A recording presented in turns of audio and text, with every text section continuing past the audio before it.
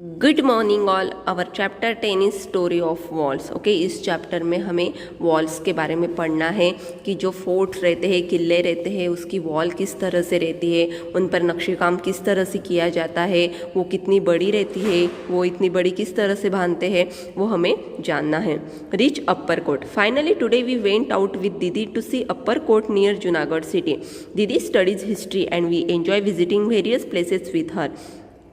आखिर में हम दीदी के साथ जूनागढ़ सिटी में जो अपर कोट है वहाँ पे पहुँचे। दीदी हिस्ट्री पढ़ती थी, हम उसके साथ अलग अलग प्लेस एंजॉय कर रहे थे। झील said wow awesome how use this fort is. झील ने ये फोर्ट देख के कहा वाव कितना बड़ा ये फोर्ट है, किला है। Yashpal said and look at what a height it is build. और यशपाल ने कहा कि ये कितनी ऊंचाई पे बांधा हुआ है। Jigna said oh look at this door. Have you ever seen such a long wide door. Jigna ने कहा देखो ये कितना बड़ा डोर है, ये बहुत ही चौड़ा भी है और लंबा भी है। Jheel said it's looks very heavy. ये बहुत ही हेवी दिख रहा है। I wonder how many people would be needed to open and close this gate. मैं ये सोच रहा हूँ कि ये जो गेट है ये खोलने के लिए और बंद करने के लिए कितने लोगों की ज़रूरत पड़ती होगी। Jigna said What do these sharp iron spokes on the door look like? Why would they have been put up?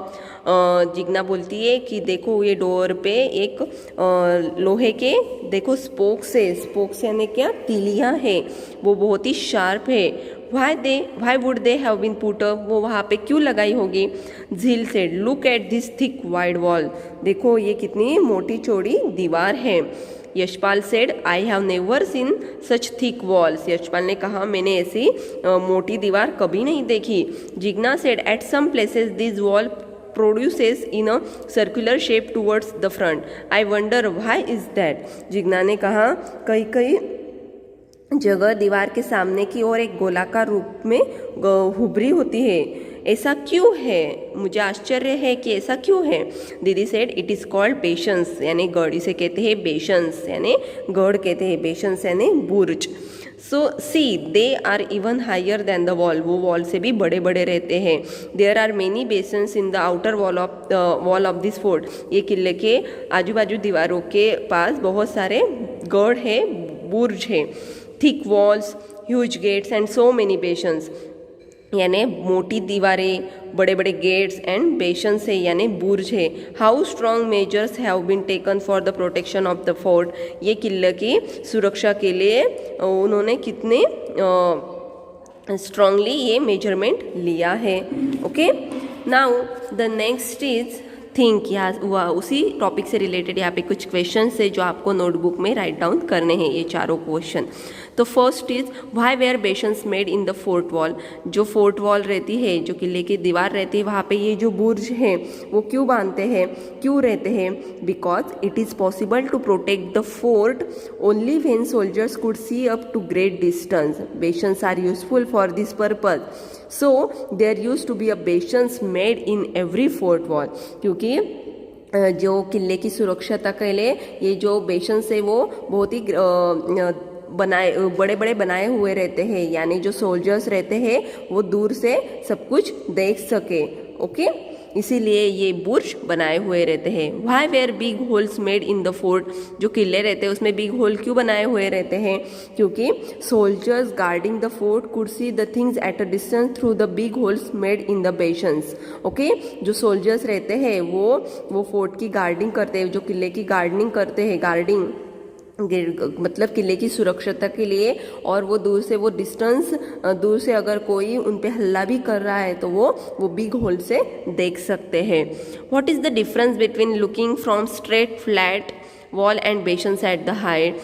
अगर क्या डिफरेंस होता है कि हम सीधे जो स्ट्रेट वॉल रहती है, फ्लैट वॉल रहती है उससे देखें, या बड़े बड़े जो बुर्ज रहते हैं उसमें से देखो। ये देखो आपको ये होल दिख रहे हैं ना, अगर कोई हल्ला करता है तो वो इसमें से दिख सकते हैं। ये देखो ये होल्स रहते हैं उसमें से वो देख सकते हैं, यानी जो हल्ला कर रहा है उसको भी नहीं पता चलता है कि जो अंदर सोल्जर्स है वो उनको देख रहे हैं। उनको कितनी बड़ी है, उनकी स्ट्रेंथ कितनी है, वो भी इससे पता चल जाता है कि उनके पास कौन कौन से शस्त्र है वो भी पता चलते हैं।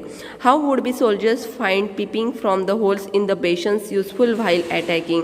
ओके, मतलब जब ये जो होल्स रहते हैं बेशंस में, ये बुर्ज में जब कोई आक्रमण करता है तो ये जो सोल्जर्स है उससे जो झांकते हैं जो होल से, ये क्यों होता है। तो ये चारों क्वेश्चंस के आंसर आपको ढूंढ के निकालने हैं और आपके नोटबुक में राइट डाउन करने हैं। Now the next topic is so much inside the fort. अभी फोर्ट के किले के अंदर क्या क्या है। Jheel said was this fort built by the king or for his own residence? How old is this? क्या ये जो किला है जो राजा था उसने अपने खुद के निवासी स्थान के लिए ये बनाया हुआ है, ये कितना पुराना है। Jigna said yes I heard that this fort was build during the time of Chandragupta Maurya. एक राजा था चंद्रगुप्त मौर्य, उसके टाइम पे ये फोर्ट बंधा हुआ है। दिस इज दीदी said this is a very old fort. दीदी ने कहा ये बहुत ही पुराना किला है। The construction of this fort was completed in BC 319 but remained deserted for a long time. ये जो पुराने साल में इस तरह से ये ईयर दिया हुआ रहता है तब ये कंप्लीट हुआ, बट बहुत टाइम तक ये सुनसान ही था, यहाँ पे कोई नहीं था। Later on in 976 AD it was renovated. 976 AD में ये फिर से रिनोवेशन किया, उसमें फिर से चेंज किए। मैनी रूलर्स रूल्ड हियर, बहुत सारे रूलर यहाँ पे शासन करने आए। And made changes the fort as they decide विशेष, और उनको जैसे लगता है उसके हिसाब से उन्होंने फोर्ट में चेंजेस किए। Jheel said oh see there is a map on the fort on this board. ये जो किले का मैप है ये बोर्ड पे दिख रहा है। Yashpal this map shows trees, stepwells, wells etcetera and look there are some places too. ये मैप में तो बहुत सारे ट्रीज, स्टेपवेल्स, वेल्स हमें दिख रहे हैं और अलग अलग प्लेसेस भी दिख रही है। Jheel said this means that not only the king but many other would live in the fort. मतलब झील ने कहा कि यहाँ सिर्फ राजा ही नहीं तो बहुत अदर लोग भी इस किले में रहते थे। Jigna said it might have been whole town, जैसे ये एक टाउन की तरह ही है। Magnificent places, Yashpal said wow this building is really worth seeing. Wow, ये आश्चर्य, मतलब बहुत ही आश्चर्यचकित होकर बोला कि वाओ ये कितनी सुंदर बिल्डिंग है, ये देखने लायक है। Zeal said even those days the construction of their palaces and buildings was so astonishing। मतलब उस दिनों में ये जो पैलेस के कंस्ट्रक्शन और बिल्डिंग के कंस्ट्रक्शन वो आश्चर्यजनक थे, वो देखने लायक थे। Jigna said today these buildings are being destroyed but it can be imagined that earlier there will be many big halls and large living rooms। पर अभी ये जो बिल्डिंग है ये तोड़ी जा रही है, बट हम इमेजिन कर सकते हैं कि पहले कितने बड़े बड़े हॉल्स रहते थे और बड़ी बड़ी रूम्स रहती थी। Yashpal said oh see how minutely carving works has been done on the walls. आप देखो ये वॉल्स पे कितना मस्त नक्शी काम किया हुआ है। Now wow what an engineering, today we have many equipments with which we can easily make the layout of the building and build good as fast construction based on it. However, sometimes defects like cracks in the wall, water dripping etc are found. How could such a building has been built with such an excellent understanding in those days. अभी तो बहुत सारे equipments है, उसके हिसाब से हम building का लेआउट भी बना सकते हैं और जल्द से जल्द उसे बांध भी सकते हैं।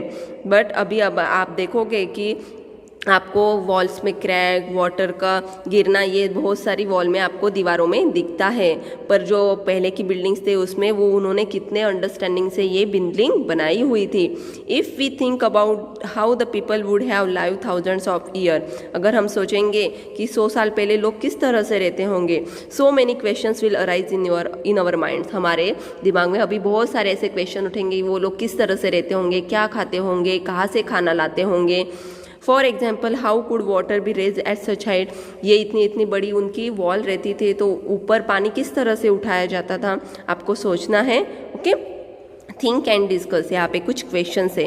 What arrangements would have been made for air ventilation for the building. ये जो बिल्डिंग्स रहती है तो एयर वेंटिलेशन, एयर पास होने के लिए उन लोगों ने किस तरह से अरेंजमेंट की होती है।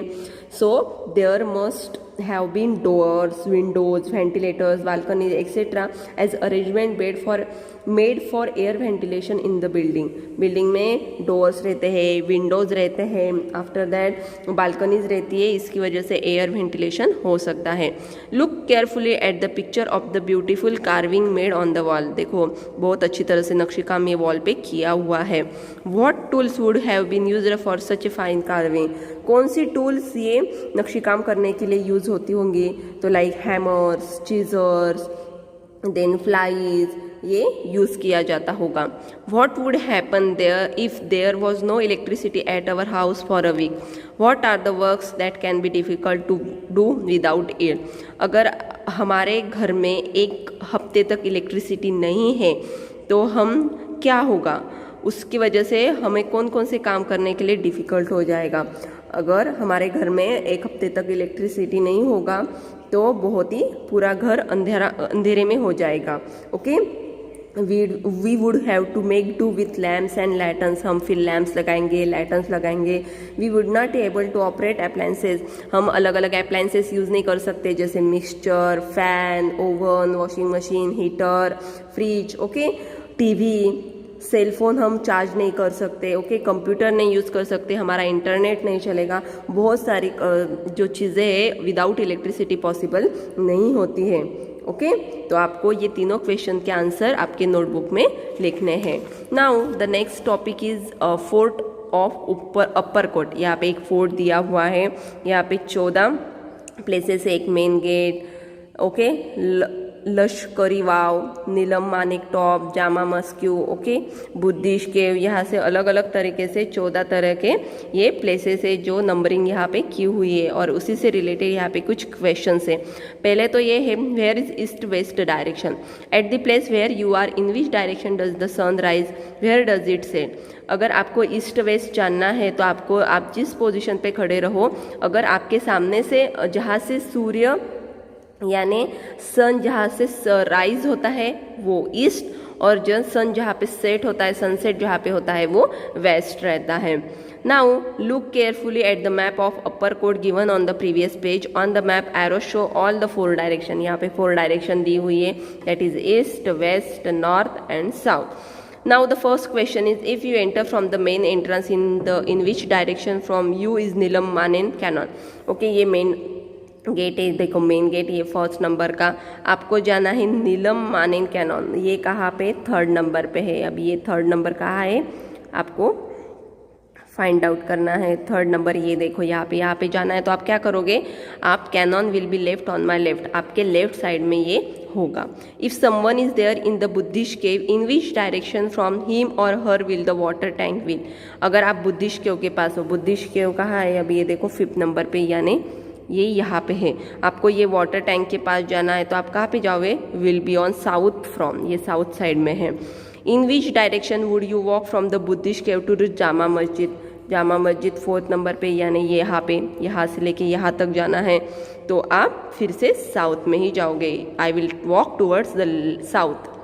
Now how many entrances can you see on the outer walls of the fort. ये जो आउटर साइड के जो फोर्ट है इसमें कितने एंट्रांस है? तो टोटल 9 एंट्रांस है.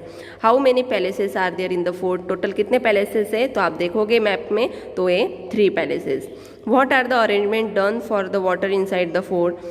For example wells, tanks, step wells, तो वहाँ पे है नवगान वेल, वाटर स्प्रिंग्स, आदि कड़ी वाव, द लश्करी वाव. ओके, इस तरह से वाटर अरेंजमेंट उस पे अंदर है, किले के अंदर. On the map 1 centimeter distance is equal to distance of 45 meters on the ground. Ground से 1 सेंटीमीटर डिस्टेंस यानी 45 मीटर है. अब उसी से रिलेटेड यहाँ पे कुछ क्वेश्चन है. On the map distance between आदि कड़ी वाव टू धक्काबरी इज. ओके, आदि कड़ी वाव. अभी आदि कड़ी वाव कहाँ पे? देखो 6 नंबर पे है. एंड क्या पूछा है? धक्काबरी. धक्काबरी यानी 12 नंबर, 6 to 12. ओके, ये यहाँ पे 6 नंबर का है, ये यहाँ पे 12 नंबर की पोजीशन है और यहाँ पे 6 है. तो ये डिस्टेंस कितना है? तो ये है 12 सेंटीमीटर. अगर आप स्केल से मेजर करोगे तो, अगर हम ग्राउंड से मेजर करोगे तो 1 सेंटीमीटर इज इक्वल टू 45. तो 12 centimeter is equal to 12 multiply by 45, that is 540 meter. Okay, how far is the main entrance and Buddhist cave from each other. अगर हम मेन एंट्रेंस से बुद्धिस्ट केव का distance count करेंगे तो 8 centimeter away from each other and ground से 45 multiply by 8 that is 360 meter. Okay, अब next जो part है हम नेक्स्ट वीडियो में कंटिन्यू करेंगे। Thank you.